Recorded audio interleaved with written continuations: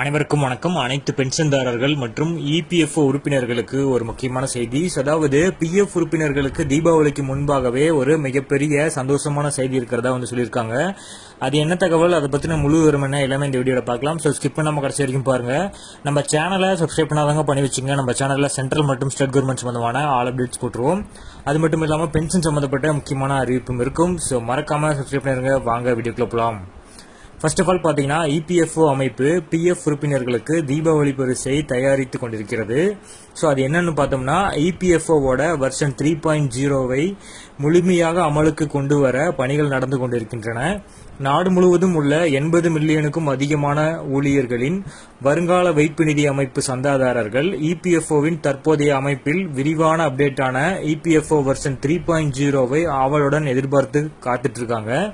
So வரவிருக்கும் இந்த update விரைவான முழுமையான டிஜிட்டல் மற்றும் யூசர் ஃப்ரெண்ட்லி அம்சங்களையும் கொண்டிருப்பதாக சொல்லியிருக்காங்க. குறிப்பாக ஊழியர்கள் எளிதில் பணம் எடுக்க வழிவகை செய்ய இருக்கிறது. இது 2025 தீபாவளிக்கு முன்னதாக நடைமுறைக்கு வரலாம் என எதிர்பார்க்கப்படுகிறது.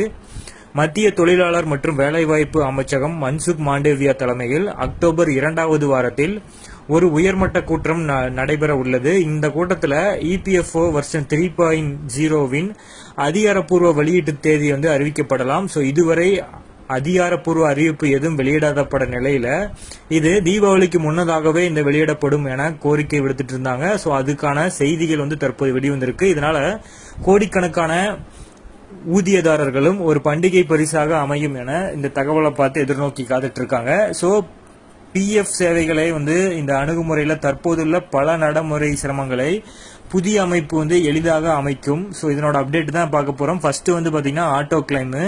சந்தாதாரர்கள் இனி நீண்ட படிவங்களை நிரப்பவோ அல்லது இபிஎஃப்ஓ அலுவலகங்களுக்கு செல்லவோ தேவையில்லை. குறைந்தபட்ச தலையீட்டுடன் கிளைம்கள் தானாகவே தீர்க்கப்படும்.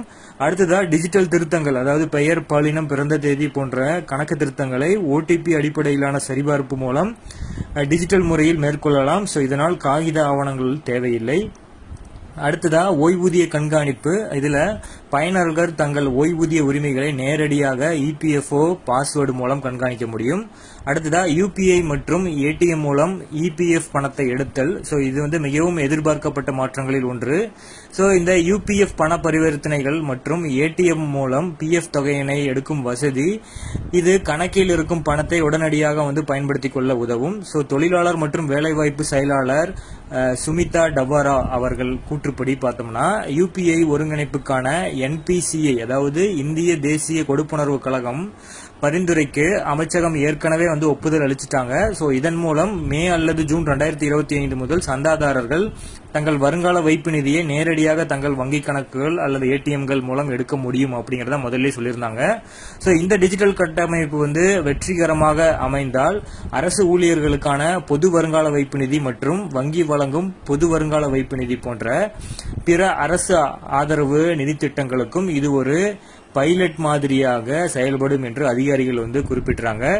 இபிஎஃப்ஓ மேம்படுத்துதலுடன் ஊழியர்களுக்கு மாநில காப்பீடு கழகமும் தொண்டு நிறுவனங்களால் நடத்தப்படும் தனியார் மருத்துவமனைகளும் அதன் வரம்புக்குள் கொண்டு வர உள்ளது. ஸோ இந்த திட்டம் குறிப்பாக இபிஎஃப்ஓ சேவை குறைவாக உள்ள சிறு நகரங்கள் மற்றும் கிராமப்புறங்களின் வசிக்கும் தொழிலாளர்களுக்கு இது ஒரு தரமான சுகாதாரமான வசதிகள் கிடைக்கும் என நம்பப்படுகிறது. ஸோ பொறுத்திருந்து பார்க்கலாம். இபிஎஃப்ஓ சம்பந்தப்பட்ட அறிவிப்புகள் வந்த உடனே நம்ம சேனல்ல அப்டேட் பண்ணிட்டே இருப்போம். நீங்க சப்ஸ்கிரைப் பண்ணி பக்கத்தில் இருக்கிற பெல் ஐக்கானையும் பிரஸ் பண்ணி வச்சுக்கோங்க. அப்பதான் நான் போடக்கூடிய ஒவ்வொரு வீடியோவும் உங்களுக்கு சேரும்.